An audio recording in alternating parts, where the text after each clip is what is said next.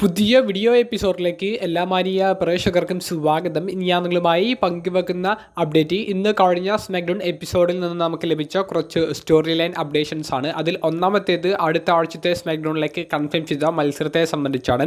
ഒരു survivor style elimination Tak team മത്സരം അടുത്ത സ്മാക്ഡൗണിൽ നടക്കാൻ പോകുന്നുണ്ട്.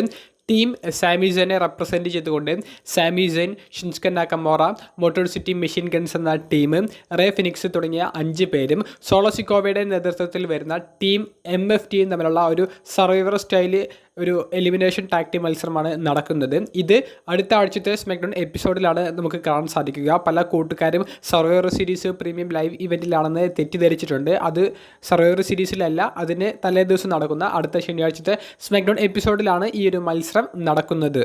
രണ്ടാമത്തെ അപ്ഡേറ്റ് അടുത്ത പ്രീമിയം ലൈവ് ഇവൻ്റായ അടുത്ത ഞായറാഴ്ച നടക്കാൻ പോകുന്ന സർവൈവർ സീരീസ് വാർ ഗെയിംസ് എന്ന് പറയുന്ന പ്രീമിയം ലൈവ് ഇവൻറ്റിലെ വുമൻസ് വാർ ഗെയിംസ് മത്സരത്തിൽ പങ്കെടുക്കുന്ന റെസ്ലേഴ്സ് ആരൊക്കെയാണെന്നുള്ളത് ഇപ്പോൾ കൺഫേം ആയിട്ടുണ്ട്. അപ്പോൾ റിയ റിപ്ലി നയിക്കുന്ന ടീമിലേക്ക് AJ ലീ ഒരു 5ാമത്തെ മെമ്പറായിട്ട് ഇൻട്രൊഡ്യൂസ് ചെയ്യപ്പെടുന്നത് നമുക്ക് ഇന്നത്തെ സ്മാക്ഡൗണിൽ കാണാൻ സാധിച്ചു. അതേസമയം ആസ്കയുടെ നേതൃത്വത്തിൽ വരുന്ന ടീമിലേക്ക് ബെക്കി ലഞ്ച് എന്ന മുൻ ഇന്റർ കോണ്ടിനെന്റൽ ചാമ്പ്യൻ ഒരു 5ാമത്തെ മെമ്പറായിട്ട് ആഡ് ചെയ്യപ്പെടുന്നതായി നമുക്ക് കാണാൻ സാധിച്ചു. അപ്പോൾ ഈ ഒരു വുമൻസ് വാർ ഗെയിംസിൽ അവർ മുഖ്യമായിട്ടും ഫോക്കസ് കൊടുത്തിട്ടുണ്ടായിരുന്നത് റിയ റിപ്ലി, ഷാർലറ്റ് തുടങ്ങിയവരുടെ ഇടയിലുള്ള പ്രശ്നം അവർ എങ്ങനെ പരിഹരിക്കുന്നു എന്നുള്ളതാണ്. അതവർ ഇന്നത്തെ സ്മാക്ഡൗണിൽ ഒരു ബാക്ക് സ്റ്റേജ് സെഗ്മെൻറ്റിൽ പറഞ്ഞു തീർക്കുന്നതായി കാണാൻ സാധിച്ചു. പിന്നീട് മെയിൻ ഇവൻറ്റിൽ ഇരു ടീമിലെയും 5ാമത്തെ മെമ്പറെ റിവീൽ ചെയ്യുന്നതിൻ്റെ ഭാഗമായി നടന്ന സെഗ്മെൻറ്റിൽ ഈ ടീം റിയയുടെ ഒരു 5ാമത്തെ മെമ്പറായിട്ട് AJ ലീയെ അവർ ഇൻട്രൊഡ്യൂസ് ചെയ്യുന്നു. AJ ലീ അങ്ങോട്ടേക്ക് വരുന്ന സമയത്ത് തന്നെ ആസ്കയും മറ്റുള്ളവരും ചേർന്ന് റിയ റിപ്ലിയെയും മറ്റേയും ആക്രമിക്കുന്നു. അങ്ങോട്ടേക്ക് AJ ലീ ഓടി വന്ന് രക്ഷപ്പെടുത്താനുള്ള ശ്രമങ്ങൾ നടത്തുമ്പോഴാണ് ബെക്കി ലഞ്ച് വന്നിട്ട് AJ ലീയെ ആക്രമിക്കുന്നത്. അങ്ങനെയാണ് ബെക്കി ലഞ്ചാണ് ആസ്കയുടെ ടീമിലെ 5ാമത്തെ മെമ്പർ എന്നുള്ളത് ഒഫീഷ്യലി കൺഫേം ചെയ്യുന്നത്. അപ്പോൾ മെൻസ് വാർ ഗെയിംസ് മത്സരം പോലെ തന്നെ വുമൻസ് വാർ ഗെയിംസ് മത്സരത്തിലും ഒരു ഓൾ ടൈം എന്ന് പറയുമ്പോൾ ഇപ്പോൾ ലഭിക്കാവുന്ന എല്ലാ മെഗാ താരങ്ങളെയും ഉൾപ്പെടുത്തിക്കൊണ്ടുള്ള ഒരു ക്ലാസിക് ടീമാണ് ഇരു പക്ഷത്തും ഇപ്പോൾ അനൗൺസ് ചെയ്തിട്ടുള്ളത്. അപ്പോൾ മെൻസ് വാർ ഗെയിംസിന് കൊടുക്കുന്ന അതേ പ്രാധാന്യം വുമൻസിൻ്റെ വാർ ഗെയിംസ് മത്സരത്തിൻ്റെ സ്റ്റോറി ലൈനും നിലവിൽ റോയിലും സ്മാക്ഡൗണിലും കൊടുക്കുന്നുണ്ട്. അപ്പോൾ ഇപ്രാവശ്യത്തെ സർവൈവർ സീരീസിലെ വാർ ഗെയിംസ് മത്സരങ്ങളെല്ലാം സ്റ്റോറി ലൈൻ പ്രകാരവും സ്റ്റാർ പവറും അനുസരിച്ച് ഒന്നിനൊന്ന് മെച്ചമാകാൻ സാധ്യതകളേറെയാണ്. മൂന്നാമത്തെ അപ്ഡേറ്റ് ജോൺസണയുടെ അവസാന എതിരാളിയെ കണ്ടുപിടിക്കുന്ന the last time is now ടൂർണമെൻറ്റിലെ ആദ്യ റൗണ്ടിലെ അവസാന മത്സരങ്ങളെ സംബന്ധിച്ചാണ്. അതിൽ ആദ്യമായി നടന്നത് കാർമെലോ ഹെയ്സും ബ്രോൺസൺ റീഡും തമ്മിൽ ഏറ്റുമുട്ടിയ മത്സരമായിരുന്നു. മത്സരത്തിൽ കൗണ്ട് ഔട്ടിലൂടെ കാർമെലോ ഹെയ്സ് ബ്രോൺസൺ റീഡിനെ പരാജയപ്പെടുത്തുന്ന ഒരു അട്ടിമറി റിസൾട്ടാണ് നമുക്കിന്ന് സ്മാക്ഡൗണിൽ കാണാൻ സാധിച്ചത്. ബ്രോൺസൺ റീഡ് വിജയിക്കുമെന്നാണ് ഞാൻ കരുതിയത്. പക്ഷേ കാർമെല ഹെയ്സിൻ്റെ വിജയം കോഡി റോഡ്സ്, ഊസോസ് തുടങ്ങിയവരുടെ ഒരു സഹായത്തോട് കൂടിയിട്ടാണ് നമുക്കിന്ന് കാണാൻ സാധിച്ചത്. അപ്പോൾ ഒരു നല്ലൊരു തീരുമാനമായിട്ടാണ് എനിക്ക് ഫീൽ ചെയ്തിട്ടുള്ളത്. പക്ഷേ കാർമെല ഹെയ്സിനെ സംബന്ധിച്ച് നോക്കുകയാണെങ്കിൽ അടുത്ത റൗണ്ടിൽ അദ്ദേഹം നേരിടാൻ പോകുന്നത് റോ എപ്പിസോഡിൽ അദ്ദേഹം മത്സരിക്കാൻ പോകുന്നത് ഗിന്തറിന് എതിരെയാണ്. അപ്പോൾ ഗിന്തറിനെതിരെ എന്തായാലും കാർമെല ഹെയ്സിൻ്റെ വിജയസാധ്യത വളരെ കുറവാണ്. പക്ഷേ നല്ലൊരു പ്രകടനം കാഴ്ചവെക്കും എന്ന് തന്നെ പ്രതീക്ഷിക്കാം. ഇനി മറ്റൊരു മത്സരം, ഏറ്റവും അവസാനമായി നടന്ന ഫസ്റ്റ് റൗണ്ടിലെ മത്സരം ഫിൻ ബെലറും പെൻഡയും തമ്മിലുള്ള മത്സരമായിരുന്നു. പ്രൊഡിക്ഷൻസ് എല്ലാം ശരിവെക്കുന്ന രീതിയിൽ പെൻഡ വിജയിച്ചു കയറുന്നതാണ് നമുക്ക് കാണാൻ സാധിച്ചത്. ക്ലീൻ ആയിട്ടുള്ള ഒരു വിജയമായിരുന്നു. പെൻഡ ഇനി അടുത്ത റൗണ്ടിലെ മത്സരമായി അടുത്ത റോ എപ്പിസോഡിൽ സോളോസിക്കോവയ്ക്കെതിരെയാണ് നേരിടാൻ പോകുന്നത്. അപ്പോൾ അവിടെയും നല്ലൊരു മത്സരം പ്രതീക്ഷിക്കാം. മിക്കവാറും പെൻഡ ഈ അടുത്ത റൗണ്ടിലെ മത്സരത്തിൽ അഡ്വാൻസ് ചെയ്ത് സെമി ഫൈനലിലേക്ക് എത്താൻ സാധ്യതകൾ ഏറെയാണ്. നാലാമത്തെ അപ്ഡേറ്റ് ഇന്ന് സ്മാക്ഡൗൺ എപ്പിസോഡിൽ നടന്ന ഏക ചാമ്പ്യൻഷിപ്പ് മത്സരത്തെ സംബന്ധിച്ചാണ്. പതിവ് പോലെ നിലവിലെ യുണൈറ്റഡ് സ്റ്റേറ്റ്സ് ചാമ്പ്യനായ ഇലിയ ഡ്രാഗനോവ് അദ്ദേഹത്തിൻ്റെ യുണൈറ്റഡ് സ്റ്റേറ്റ്സ് ചാമ്പ്യൻഷിപ്പ് ഓപ്പൺ ചലഞ്ചിലൂടെ ഡിഫെൻഡ് ചെയ്തു. റോയിൽ നിന്ന് വന്ന ജഡ്ജ്മെൻറ്റ് എന്ന് പറയുന്ന ടീമിലെ മെമ്പറായ JD മെക്ഡോണയാണ് ഈ ഒരു ഓപ്പൺ ചലഞ്ചിന് ഉത്തരം പറഞ്ഞുകൊണ്ട് മത്സരിക്കാൻ വന്നത്. JD മെക്ഡോണയെ പിൻഫോളിലൂടെ ക്ലീനായി പരാജയപ്പെടുത്തിക്കൊണ്ട് ഇലിയ ഡ്രാഗനോവ് ടൈറ്റിൽ റിട്ടേൺ ചെയ്യുന്നതാണ് നമുക്ക് കാണാൻ സാധിച്ചത്. സ്മാക്ഡൗണിലെ ഏറ്റവും ഗംഭീരമായിട്ടുള്ള ഒരു മത്സരമായിട്ട് എനിക്ക് തോന്നിയത് ഈ ഒരു US ടൈറ്റിൽ ഓപ്പൺ ചലഞ്ച് മത്സരമായിരുന്നു. ഇലിയ ഡ്രാഗനോവിൻ്റെ മത്സരത്തിൻ്റെ ക്വാളിറ്റി അദ്ദേഹം ഒരേ ഒരു ലെവലിൽ തന്നെ, നല്ല മികച്ച ഒരു ലെവലിൽ തന്നെ എല്ലാ സ്മാക്ഡൗണിലും പ്രസൻറ്റ് ചെയ്യുന്നുണ്ട്. JD മെക്ഡോണയുടെ ഭാഗത്തു നിന്നും പതിവ് പോലെ നല്ലൊരു പ്രകടനം നമുക്ക് കാണാൻ സാധിച്ചു. ഇലിയ ഡ്രാഗനോവിനെ ഇനി ഓപ്പൺ ചലഞ്ചുകളിൽ നിന്ന് മാറി ഇനി നല്ലൊരു സ്റ്റോറി കൊടുക്കാവുന്ന രീതിയിലേക്കുള്ള മത്സരങ്ങൾ കൊടുത്താൽ, അതായത് കൃത്യമായിട്ടുള്ള ഒരു എതിരാളി. അപ്പോൾ അവർ തമ്മിലുള്ള ഒരു സ്റ്റോറി കാണിക്കുന്നതായിട്ട് കാണിച്ചാൽ ഇലിയ ഡ്രാഗനോവിന് ഈ ഒരു ചാമ്പ്യൻഷിപ്പ് ക്യാരി ചെയ്യാൻ പറ്റുമോ എന്നുള്ളത് ആരാധകർക്കിടയിൽ അളക്കാൻ സാധിക്കും. അപ്പോൾ അത്തരത്തിലുള്ള സ്റ്റോറി നമുക്ക് ഇനി വരുന്ന സ്മാക്ഡൗണിൽ പ്രതീക്ഷിക്കാം.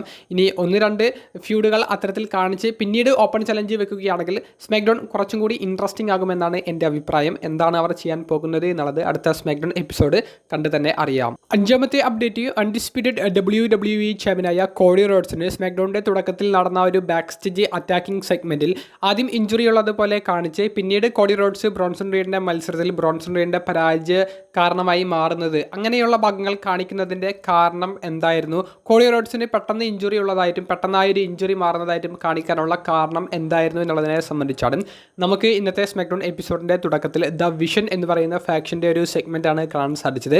ദ വിഷൻ എന്ന ഫാക്ഷനിലെ Bronson Reed, Bron Breakker, Logan Paul തുടങ്ങിയവർക്ക് ഒരു സ്പെഷ്യൽ ഇൻട്രൊഡക്ഷൻ പോൾ ഹെയ്മൻ കൊടുക്കുമ്പോൾ ലോഗൻ പോൾ സംസാരിക്കാൻ വേണ്ടി മൈക്ക് എടുക്കുന്ന ആ ഒരു സമയത്ത് ഊസോസ് അങ്ങോട്ടേക്ക് കയറി വരുന്നുണ്ട്. അപ്പോൾ ഊസോസിനോട് പോൾ ഹെയ്മൻ പറയുന്നു നമ്പേഴ്സ് അഡ്വാൻറ്റേജ് വിഷൻ ടീമിനാണ് എന്നുള്ളത്. എന്നാൽ ഞങ്ങൾക്കൊപ്പം മറ്റൊരാളും കൂടി ഉണ്ട് എന്ന് പറഞ്ഞ് കോഡി റോഡ്സിൻ്റെ മ്യൂസിക് അവിടെ പ്ലേ ആകുന്നു. പക്ഷേ കോഡി റോഡ്സ് വരുന്നില്ല. കോഡി റോഡ്സിൻ്റെ ആ ഒരു ഡ്രസ്സിംഗ് ബസ്സിൽ അവിടെ ഡ്രൂ മാക്കൻഡയർ വളരെ ബ്രൂട്ടലായി കോഡി റോഡ്സിനെ ആക്രമിച്ചു എന്നുള്ളതാണ് കാണിച്ചത്. ഡ്രൂ മാക്കൻഡയർ അവിടെ നിന്ന് ഇറങ്ങിപ്പോകുന്നുണ്ട്. നെറ്റിയൊക്കെ പൊട്ടി ചോര വരുന്ന രീതിയിലാണ് കാണിച്ചത്. ഇതേ കോഡി റോഡ്സ് തന്നെ Carmelo Hayes versus Bronson read തമ്മിൽ നടന്ന ടൂർണമെൻറ്റ് മത്സരത്തിൽ കാർമെലോ ഹെയ്സിൻ്റെ കൗണ്ട് ഔട്ട് വിജയത്തിന് കാരണമായി ബ്രോൺസൺ റീഡിനെ ക്രോസ് റോഡ്സ് എന്ന് പറയുന്ന ഫിനിഷർ അടിച്ച് ആക്രമിക്കുന്നതായിട്ടും അവർ കാണിച്ചിട്ടുണ്ടായിരുന്നു. അതിനുശേഷം കോഡി റോഡ്സ് നടത്തിയ പ്രൊമോയാണ് ഏറ്റവും വലിയ ചർച്ചയായത്. അതായത് ബ്രോൺ ബ്രേക്കർ എന്ന് പറയുന്ന റെസ്ലർ എറിക് സ്റ്റൈനർ എന്ന് പറയുന്ന ഹോൾ ഓഫ് ഫെയിമറുടെ മകനാണ്. അപ്പോൾ സ്റ്റൈനർ എന്ന് പറയുന്ന ഫാമിലിയേക്കാൾ ഒരു പടി മുകളിലാണ് റോഡ്സ് എന്ന് പറയുന്ന ഫാമിലിയും. കൂടാതെ ബ്രോക്ക് ലെസ്നറിനുള്ള ഒരു വെല്ലുവിളി റോഡ്സ് ആ ഒരു പ്രൊമോയിൽ പറയുന്നത്, ബ്രോക്ക് ലെസ്നർ കമ്പനി വിട്ടു പോകുന്നതിന് മുൻപ് 2 തവണ നിന്നെ പരാജയപ്പെടുത്തിയത്, നീ അവസാനമായി തോറ്റത് എൻ്റെ മുന്നിലാണ്. അപ്പോൾ നിനക്ക് എന്നെക്കുറിച്ച് കൃത്യമായിട്ട് അറിയാം എന്നുള്ള ഒരു ഗംഭീരമായിട്ടുള്ള പ്രൊമോയും നടത്തിയിട്ടുണ്ട്. അപ്പോൾ കോഡി റോഡ്സിന് ആദ്യം ഇഞ്ചുറി ഉള്ള പോലെ കാണിച്ച് പിന്നീട് ഇഞ്ചുറിയൊക്കെ മാറി അദ്ദേഹം നടത്തിയ ആ ഒരു ഗംഭീരമായിട്ടുള്ള ഒരു തിരിച്ചുവരവ് അത് എന്തിനാണെന്ന് കാണിച്ചാൽ ഈ സ്റ്റോറി ലൈനിൽ കോഡി റോഡ്സിനും ഒരു സ്പോട്ട് ലൈറ്റ് കൊടുക്കുക എന്നുള്ളതാണ്. നമുക്കറിയാം കഴിഞ്ഞ റോയിൽ മാഡിസൺ സ്ക്വയർ ഗാർഡൻ എന്ന് പറയുന്ന എറീനയിൽ വെച്ച് നടന്ന റോയിൽ ബ്രോക്ക് ലെസ്നർ ദ വിഷൻ ടീമിലേക്കും റോമൻ റെയിൻസ് പങ്കിൻ്റെ ടീമിലേക്കും വന്നപ്പോൾ മൊത്തം സ്പോട്ട് ലൈറ്റ് ഈ 2 റെസ്ലേഴ്സിനായിട്ട് സ്പ്ലിറ്റ് ആയി പോയി. അവിടെ പങ്കും റോമൻ റെയിൻസും ഫേസ് ടു ഫേസ് വന്ന ഒരു സെഗ്മെൻറ്റ് കൂടുതൽ ആരാധകർ ചർച്ച ചെയ്തപ്പോൾ കോഡി റോഡ്സിന് പുല്ല് വില പോലും കിട്ടിയില്ല. അത് സത്യമായിട്ടുള്ള ഒരു കാര്യമാണ്. കോഡി റോഡ്സ് ഈ ഒരു ഫേസ് ഓഫ് ദി കമ്പനി എന്ന നിലയിൽ അൺഡിസ്പ്യൂട്ടഡ് ചാമ്പ്യനായിട്ട് നിൽക്കുന്ന ഒരു സമയത്തും കോഡി റോഡ്സിന് വേണ്ടത്ര വില അവിടെ കിട്ടിയില്ല. അപ്പോൾ അതിൽ നിന്ന് പഴയൊരു രീതിയിലേക്ക് കോഡി റോഡ്സിന് സ്പോട്ട് കിട്ടാൻ വേണ്ടി കോഡി റോഡ്സും ഈ ഒരു സ്റ്റോറി ലൈനിൽ അഭിവാജിക ഘടകമാണെന്ന് കാണിക്കാൻ വേണ്ടിയിട്ടും അവർ ഇന്നത്തെ സ്മാക്ഡൗണിൽ കോഡി റോഡ്സിൻ്റെ ഈ ഒരു സെഗ്മെൻറ്റ് കാണിച്ചു എന്നാണ് എനിക്ക് തോന്നിയിട്ടുള്ളത്. ആദ്യം കോഡി റോഡ്സിന് ഇഞ്ചുറി ഉള്ള പോലെ കാണിക്കുന്നു, പിന്നീട് കോഡി റോഡ്സ് ബിഗ് ബ്രോൺസൺ റീഡിൻ്റെ പരാജയത്തിന് കാരണമാകുന്നു, പിന്നീട് കോഡി റോഡ്സ് അദ്ദേഹത്തിൻ്റെ കരിയറിലെ ഏറ്റവും മികച്ച പ്രൊമോകളിൽ ഒന്ന് കട്ട് ചെയ്യുന്നു. അപ്പോൾ കോഡി റോഡ്സിനും ഈ മെൻസ് വാർ ഗെയിംസ് മത്സരം അത് അദ്ദേഹത്തിൻ്റെ പേഴ്സണൽ ഫ്യൂഡുകളിൽ ഒന്നാണ്. അദ്ദേഹത്തിനും ഇതിൽ പ്രാധാന്യമുണ്ട് എന്നുള്ളത് കാണിക്കാൻ വേണ്ടിയിട്ടാണ് അവർ ആ ഒരു സെഗ്മെൻറ്റ് ഇന്ന് കോഡി റോഡ്സിന് കേന്ദ്രീകരിച്ചുകൊണ്ട് കൊടുത്തത് എന്നാണ് എൻ്റെ അഭിപ്രായം. നിങ്ങൾക്ക് എന്താണ് തോന്നിയത് എന്നുള്ളത് കമൻറ്റ് ബോക്സിലൊന്ന് രേഖപ്പെടുത്തുക. അവസാനമായി പങ്കുവെക്കാനുള്ളത് നമ്മുടെ ഇഷ്ടതാരമായ ഷെയ്മസ് എന്ന് പറയുന്ന റെസ്ലറിനെ സംബന്ധിച്ചാണ്. ഷെയ്മസിനെ the last time is now എന്ന് പറയുന്ന ജോൺസണയുടെ അവസാന എതിരാളിയെ കണ്ടുപിടിക്കുന്ന ടൂർണമെൻറ്റിൽ നിന്ന് ഒഴിവാക്കി പുറത്താക്കി എന്നുള്ളൊരു വാർത്ത നിങ്ങളിൽ പല കൂട്ടുകാരും കേട്ടിട്ടുണ്ടായിരിക്കും. WWE തന്നെ സ്ഥിരീകരിച്ച ഒരു വാർത്തയുമായിരുന്നു. ഷെയ്മസിനെ മാറ്റി മറ്റൊരു റെസ്ലർ അദ്ദേഹത്തിൻ്റെ ആ ഒരു സ്പോട്ടിലേക്ക് ആഡ് ചെയ്യപ്പെട്ടു എന്നുള്ളത് നമുക്ക് മനസ്സിലാക്കാൻ സാധിച്ചിട്ടുണ്ട്. കാരണം എന്താണെന്ന് വെച്ചാൽ അടുത്ത ആഴ്ച നടക്കാൻ പോകുന്ന സ്മാക്ഡൗൺ എപ്പിസോഡ് ഇന്ന് കഴിഞ്ഞ സ്മാക്ഡൗൺ എപ്പിസോഡിന് ശേഷം ഷൂട്ട് ചെയ്ത് വെച്ചിട്ടുണ്ട്. അടുത്ത സ്മാക്ഡൗൺ എപ്പിസോഡ് ലൈവ് അല്ല, അത് ഇന്നേ ഷൂട്ട് ചെയ്ത് വെച്ചിട്ടുണ്ട്. അപ്പോൾ ഷെയ്മസിന് പകരം ആരാണ് മത്സരിക്കാൻ ഇറങ്ങുന്നത് എന്നുള്ളത് ഉറപ്പായിട്ടുണ്ട്. ഷെയ്മസിന് എന്തുകൊണ്ട് WWE ഒഴിവാക്കി എന്നുള്ളതിന് WWE നൽകുന്ന ഒരു കാരണം ഷെയ്മസിന് ഷോൾഡർ ഇഞ്ചുറി ആണെന്നും മെഡിക്കലി ക്ലിയറൻസ് ലഭിക്കാത്തത് കൊണ്ട് ഷെയ്മസിന് മത്സരിക്കാൻ സാധിക്കില്ല, അതുകൊണ്ട് ഷെയ്മസിനെ ടൂർണമെൻറ്റിൽ നിന്ന് ഒഴിവാക്കി എന്നാണ്. ഷെയ്മസിൻ്റെ ഇഞ്ചുറി അത് റിയൽ ആണോ എന്ന് ചോദിക്കുമ്പോൾ നമുക്ക് കിട്ടുന്ന സോഴ്സിൽ നിന്ന് അത് റിയൽ ആണെന്ന് മനസ്സിലാക്കാൻ സാധിക്കുന്നു. അത് കുറച്ച് സീരിയസ് ആയിട്ടുള്ള ഇഞ്ചുറി ആണോ എന്നത് ചോദിക്കുമ്പോൾ അത്ര സീരിയസ് അല്ല എന്നാണ് നമുക്ക് മനസ്സിലാക്കാൻ സാധിക്കുന്നത്. ഇന്ന് ഷെയ്മസിന് ഈ ഷോൾഡർ ഇഞ്ചുറി കാരണം മത്സരിക്കാൻ സാധിക്കില്ല എന്നുള്ളത് മനസ്സിലാക്കിയതുകൊണ്ട് ഷെയ്മസിനെ ഒഴിവാക്കി ആ സ്പോട്ട് മറ്റൊരു റെസ്ലറിന് കൊടുത്തു. അടുത്ത ആഴ്ച നടക്കാൻ പോകുന്ന സ്മാക്ഡൗൺ എപ്പിസോഡിൽ ഏതൊക്കെ മത്സരങ്ങളാണ് നടക്കുന്നത്, അതിൽ ആരൊക്കെയാണ് വിജയിച്ചത്, സ്റ്റോറി ലൈൻ ഡെവലപ്മെൻറ്റ് എങ്ങനെയാണ് എന്നുള്ളതൊക്കെ ഓൾറെഡി നമുക്ക് അറിയാൻ സാധിച്ചിട്ടുണ്ട്. അപ്പോൾ അതിനെക്കുറിച്ച് ഡീറ്റെയിൽ ആയിട്ട് നിങ്ങൾക്ക് അറിയാൻ താല്പര്യമുണ്ടെങ്കിൽ നിങ്ങൾ കമൻറ്റ് ബോക്സിലൊന്ന് രേഖപ്പെടുത്തുക. അപ്പോൾ നമ്മളൊരു ബിഗ് കോൺടെസ്റ്റ് പ്ലാൻ ചെയ്യുന്നുണ്ട്.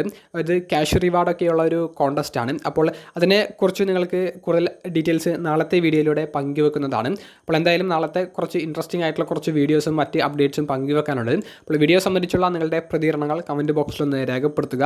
അപ്പോൾ അടുത്തൊരു വീഡിയോയുമായി ഉടനെ കാണുന്നത് വരെ ബൈ.